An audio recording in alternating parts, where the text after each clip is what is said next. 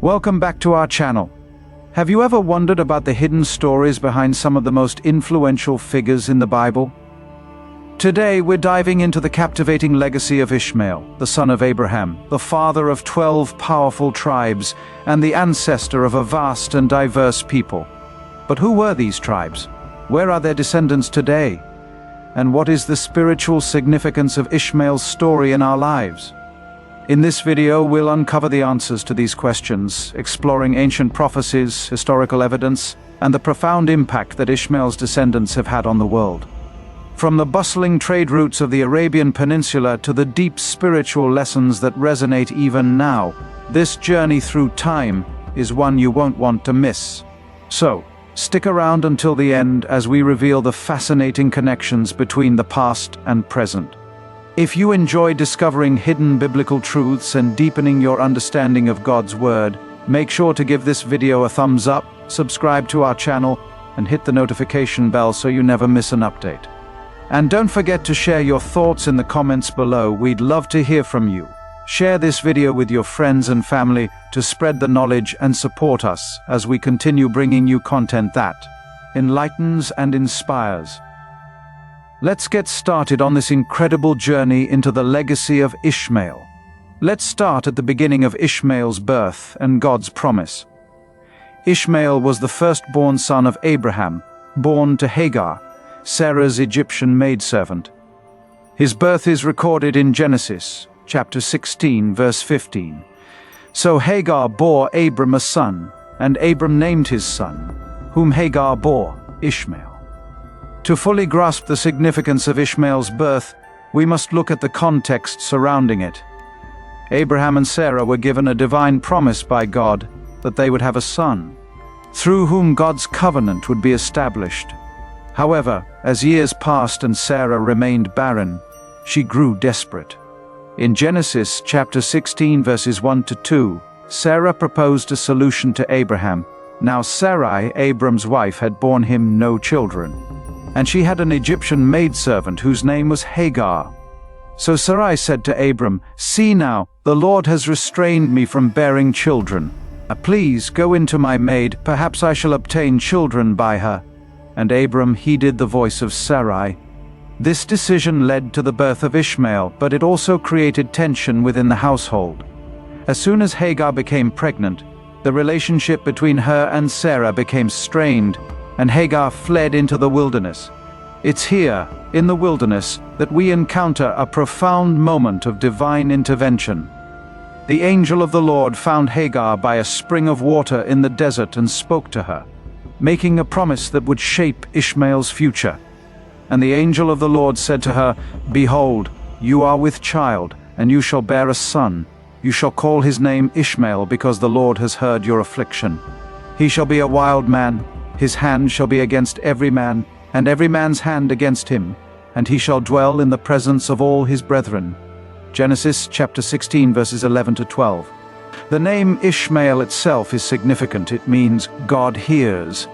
This reflects God's attentiveness to Hagar's suffering and his willingness to intervene on behalf of her and her unborn child. In this prophecy, we see the complexities of Ishmael's future. On one hand, he is blessed and assured of survival and prominence. On the other hand, his life would be marked by conflict, a wild man whose descendants would live in constant tension with others. This duality sets the stage for the dynamic role Ishmael and his descendants would play in history. Another significant moment occurs later in Genesis 17, when God reiterates his covenant with Abraham and introduces the promise of Isaac, Abraham's son through Sarah. However, God does not forget Ishmael. In Genesis chapter 17 verse 20, God assures Abraham, "And as for Ishmael, I have heard you. Behold, I have blessed him, and will make him fruitful, and will multiply him exceedingly. He shall beget 12 princes, and I will make him a great nation." This verse further cements the importance of Ishmael in God's plan. Although he was not the child of promise in the same way Isaac was, Ishmael was not overlooked. God's blessing on Ishmael was real and substantial, promising not only survival but greatness and prosperity. Finally, we see God's continued care for Ishmael in Genesis 21. After Isaac is born, the tensions between Sarah and Hagar intensify, leading to Hagar and Ishmael being sent away into the desert. It is here, in a moment of despair, that God again intervenes. Hagar, fearing for her son's life, weeps, but God hears their cries. Then God opened her eyes, and she saw a well of water, and she went and filled the skin with water, and gave the lad a drink. So God was with the lad, and he grew and dwelt in the wilderness and became an archer. Genesis chapter 21 verses 19 to 20. This passage not only emphasizes God's provision but also marks the beginning of Ishmael's life in the wilderness, where he would become a great nation, fulfilling the promise God had made. This detailed exploration of Ishmael's birth and the promises surrounding it provides us with a deeper understanding of his significance in biblical history.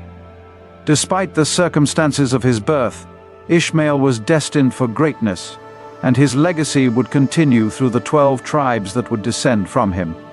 Now, who are the 12 tribes of Ishmael? Let's delve deeper into the legacy of Ishmael through his 12 sons, who became the founders of 12 distinct tribes. In Genesis 25, we witness the fulfillment of God's promise to Abraham and Hagar concerning Ishmael's descendants.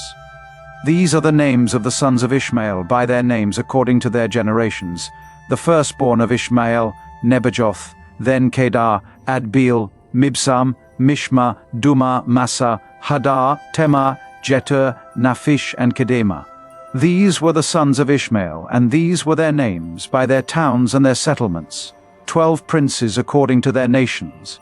Genesis 25 verses 13 to 16. Each of these 12 sons represents a distinct tribe that played a significant role in the history and culture of the Arabian Peninsula. Let's take a closer look at these names and the regions they are believed to have inhabited. Number 1. Nebajoth. Nebajoth, the firstborn of Ishmael, is often associated with the Nabateans, an ancient Arab people who established a kingdom in what is now Jordan, including the famous city of Petra. Isaiah mentions Nebajoth in a prophecy concerning the future glory of Israel. All the flocks of Kedar shall be gathered together to you, the rams of Nebaioth shall minister to you, they shall ascend with acceptance on my altar, and I will glorify the house of my glory. Isaiah chapter 60 verse 7. This suggests that Nebajoth's descendants were involved in the pastoral economy, contributing to the wealth and prosperity of their region. Number 2. Kedar. Kedar, one of the more prominent sons, is frequently mentioned in the Bible. His descendants were known for their skills in archery and lived in the Arabian deserts. Kedar is often used as a synonym for the Bedouin tribes of Arabia, who lived a nomadic lifestyle. Isaiah speaks of Kedar's future in the context of God's judgment. For thus the Lord has said to me, within a year, according to the year of a hired man, all the glory of Kedar will fail, and the remainder of the number of archers, the mighty men of the people of Kedar, will be diminished, for the Lord God of Israel has spoken it. Isaiah chapter 21 verses 16 to 17. This verse reflects the martial prowess of Kedar's descendants and their significant presence in the Arabian Peninsula. Number 3, 4, and 5. Adbeel, Mibsam, and Mishma. These 3 tribes, though less frequently mentioned in historical records, were likely involved in trade and commerce. Their names suggest a continuation of Ishmael's legacy in areas near the northern Arabian Peninsula, contributing to the region's economic vitality. Number 6. Duma. Duma is another son whose name appears in biblical texts. Duma is also a place name, mentioned in Isaiah, chapter 21, verses 11 to 12, in the context of an oracle, the burden against Duma. He calls to me out of Seir, "Watchman, what of the night? Watchman, what of the night?" The watchman said, "The morning comes and also the night. If you will inquire, return, come back." This passage indicates that the descendants of Duma lived in a region of strategic importance, possibly located near the border of Edom. Number 7. Tema. The descendants of Tema are mentioned in the Bible as well, particularly in the context of trade routes. Tema, a region in the Arabian Peninsula, became an important oasis and trading hub. The inhabitants of the land of Tema brought water to him who was thirsty. They prevented with their bread him that fled. Isaiah chapter 21, verse 14. This highlights Temah's role in providing sustenance to travelers and merchants passing through the harsh desert. Number 8, 9, and 10, Jetur, Naphish, and Kedemah. These three tribes are mentioned together in 1 Chronicles, chapter 5, verses 18 to 19, where they are described as being involved in a conflict with the tribes of Reuben, Gad, and the half-tribe of Manasseh. The sons of Reuben, the Gadites, and half the tribe of Manasseh had 44,760 valiant men, men able to bear shield and sword, to shoot with the bow, and skillful in war, who went to war. They made war with the Hagrites, Jetur, Naphish, and Nodab. This verse demonstrates that these tribes were not only established in the region, but also actively engaged in military conflicts, indicating their strength and the territories they controlled. Number 11, Massa. Massa is believed to have been located in northern Arabia. The tribe of Massa may have had interactions with other groups, possibly engaging in trade or even contributing to the cultural exchange between different peoples of the region. Number 12, Hadar. Hadar, also spelled Hadad in some versions, is a name shared with a prominent figure in Edomite royalty. Although not much is detailed about this tribe in the Bible, Hadar's descendants likely lived in proximity to the other Ishmaelite tribes, contributing to the shared culture and heritage of the region. Now, let's discuss about the question, who are the descendants of Ishmael today? Identifying the modern descendants of Ishmael's 12 tribes is indeed a complex task, given the vast passage of time, numerous migrations, and the intermingling of various people groups throughout history. However, it is widely accepted among scholars and within traditional beliefs that the Arab peoples, particularly those in the Arabian Peninsula, are the direct descendants of Ishmael. This belief is deeply rooted in both historical records and religious traditions. The Arab identity itself is closely tied to the lineage of Ishmael. The Bible tells us that Ishmael settled in the region of Havilah to Shur, near the border of Egypt, as you go toward Assyria, Genesis chapter 25, verse 18. This area roughly corresponds to the modern Arabian Peninsula, where Arab culture and civilization have flourished for centuries. In Genesis chapter 37, verses 25 to 28, we also see the Ishmaelites as merchants, and they sat down to eat a meal. Then they lifted their eyes and looked, and there was a company of Ishmaelites coming from Gilead with their camels, bearing spices, balm, and myrrh, on their way to carry them down to Egypt. So Judah said to his brothers, "What profit is there if we kill our brother and conceal his blood? Come and let us sell him to the Ishmaelites, and let not our hand be upon him. For he is our brother and our flesh." And his brothers listened. Then Midianite traders passed by, so the brothers pulled Joseph up and lifted him out of the pit, and sold him to the Ishmaelites for 20 shekels of silver. And they took Joseph to Egypt. This passage highlights the role of the Ishmaelites in long-distance trade, connecting various regions and cultures. The influence of these tribes extended far beyond their immediate regions. They were instrumental in the spread of culture, trade, and even military conflicts across the Arabian Peninsula and into neighboring territories. Over time, their descendants contributed to the development of early Arab nations, influencing the region's language, customs, and trade networks. Many Arab genealogies trace their roots back to Ishmael, and this connection has been a point of pride and identity within the Arab world. The phrase, "sons of Ishmael," has historically been used to refer to Arabs, particularly those of the desert regions.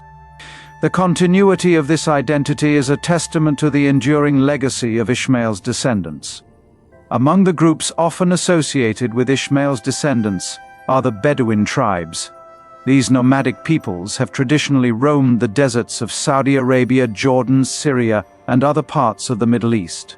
The Bedouins are known for their resilience, deep cultural traditions, and strong oral histories, many of which speak of their lineage descending from the sons of Ishmael.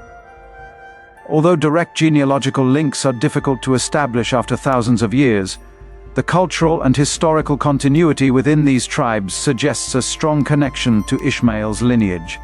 The nomadic lifestyle of the Bedouins mirrors the description of Ishmael in Genesis chapter 16 verse 12. He shall be a wild man, his hand shall be against every man, and every man's hand against him.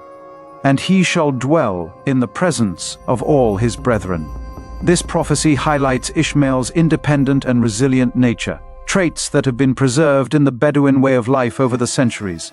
Beyond the Bedouin tribes, the broader Arab world, which spans from the Arabian Peninsula to North Africa, is also believed to be largely descended from Ishmael. The spread of Arab culture and language, particularly following the rise of Islam, has integrated many peoples into this shared identity. However, the core of Arab identity, especially among those who trace their roots to the Arabian Peninsula, remains closely linked to Ishmael. Interestingly, the Bible itself acknowledges the extensive influence and spread of Ishmael's descendants. In Isaiah chapter 60 verses 6 to 7, a prophecy speaks of the future glory of Israel and mentions the descendants of Ishmael bringing gifts. The multitude of camels shall cover your land, the dromedaries of Midian and Ephah, all those from Sheba shall come, they shall bring gold and incense, and they shall proclaim the praises of the Lord. All the flocks of Kedar shall be gathered together to you, the rams of Nebaioth shall minister to you, they shall ascend with acceptance on my altar, and I will glorify the house of my glory. This passage underscores the idea that the descendants of Ishmael would continue to play a significant role in the region's spiritual and economic life, contributing to the wealth and prosperity of the nations. Despite these connections, tracing the exact lineage of modern-day peoples back to the 12 tribes of Ishmael is challenging. The passage of millennia, migrations, intermarriages, and the blending of cultures make it difficult to draw clear genealogical lines. Additionally, historical records from the time of Ishmael's descendants are sparse, adding to the complexity. However, the cultural and religious traditions that have been passed down through generations provide a strong indication that many in the Arab world today see themselves as the heirs of Ishmael's legacy. The enduring respect for Ishmael's name, his role as a patriarch in Islamic tradition, and the continuous reference to his descendants in historical records all support this belief. Now, let's continue explore the legacy of Ishmael's descendants. The legacy of Ishmael's descendants is far-reaching, particularly in shaping the culture, commerce, and even the geopolitical landscape of the Arabian Peninsula and surrounding regions. The 12 tribes that emerged from Ishmael became significant players in the ancient world, influencing the development of early Arab nations and the broader cultural fabric of the Middle East. The Arabian Peninsula, where these tribes predominantly settled, became a vital hub for trade, connecting the East and West. The descendants of Ishmael played a crucial role in this, particularly in the trade of spices, incense, and other valuable goods. As mentioned earlier, the Ishmaelites are portrayed in Genesis, chapter 37 verses 25 to 28, as merchants engaged in the long-distance trade, transporting goods such as spices, balm, and myrrh from Gilead to Egypt. This passage not only highlights their role in commerce, but also their integration into the larger economic networks of the ancient Near East. Furthermore, these tribes contributed to the cultural exchange across regions. The Arabian Peninsula's strategic location meant that Ishmael's descendants were in contact with various civilizations, from the Egyptians to the Mesopotamians and beyond. The interaction between these different cultures facilitated the exchange of ideas, technologies, and traditions, which helped to shape the cultural landscape of the region. Ishmael's descendants were not only merchants and traders, but also warriors. The tribe of Kedar, in particular, is frequently mentioned in the Bible as a powerful and influential group. In Isaiah chapter 21 verses 16 to 17, we see a prophecy concerning Kedar. For thus the Lord has said to me, within a year, according to the year of a hired man, all the glory of Kedar will fail, and the remainder of the number of archers, the mighty men of the people of Kedar, will be diminished, for the Lord God of Israel has spoken it. This passage indicates that Kedar was not only wealthy but also militarily powerful, known for their skilled archers. The tribe's influence extended beyond their immediate territory, affecting the balance of power in the region. Their eventual decline, as prophesied by Isaiah, reflects the shifting dynamics of power in the ancient world, where even the mightiest could fall. Additionally, the tribes of Jetur, Naphish, and others are noted in 1 Chronicles, chapter 5, verses 18 to 19, for their involvement in conflicts with the Israelites. The sons of Reuben, the Gadites, and half the tribe of Manasseh had 44,760 valiant men, men able to bear shield and sword, to shoot with the bow, and skillful in war, who went to war. They made war with the Hagrites, Jetur, Naphish, and Nodab. These conflicts illustrate the martial capabilities of Ishmael's descendants and their significant role in the military history of the region. The tribes were formidable opponents, capable of engaging in large-scale warfare and impacting the course of history. The legacy of Ishmael's descendants is also evident in the religious and spiritual heritage of the region. In Islamic tradition, Ishmael is considered a patriarch and a prophet, revered as the ancestor of the Arab people. According to Islamic teachings, Ishmael and his father Abraham are believed to have built the Kaaba in Mecca, establishing it as a central place of worship. This connection underscores the deep spiritual significance of Ishmael's lineage in the Islamic faith, influencing the religious landscape of the Arabian Peninsula and beyond.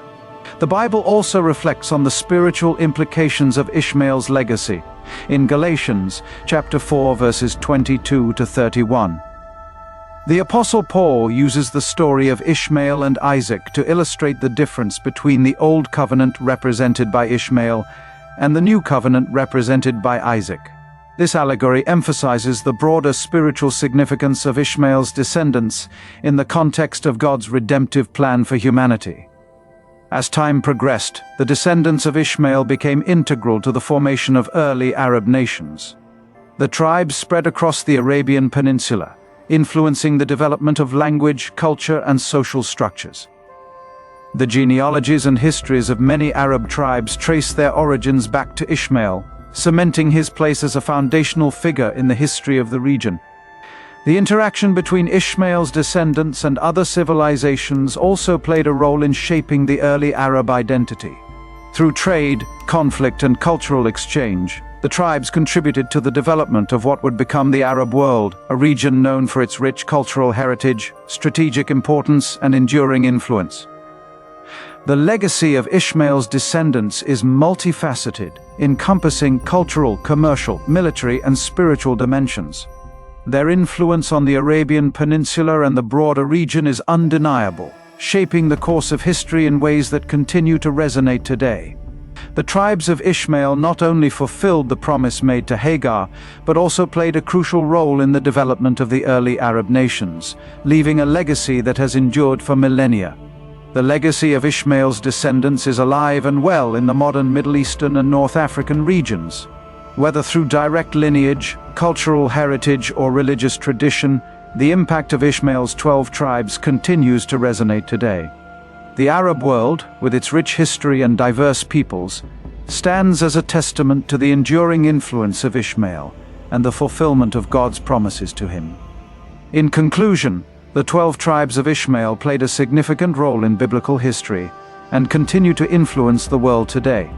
Their legacy is woven into the fabric of the Middle East and beyond, reminding us of the enduring impact of God's promises. If you found this exploration of Ishmael's descendants insightful, please like this video, share it with others who might be interested, and subscribe to our channel for more biblical content. Let's continue to learn, grow, and seek the truth together. Thank you for watching, and may God bless you.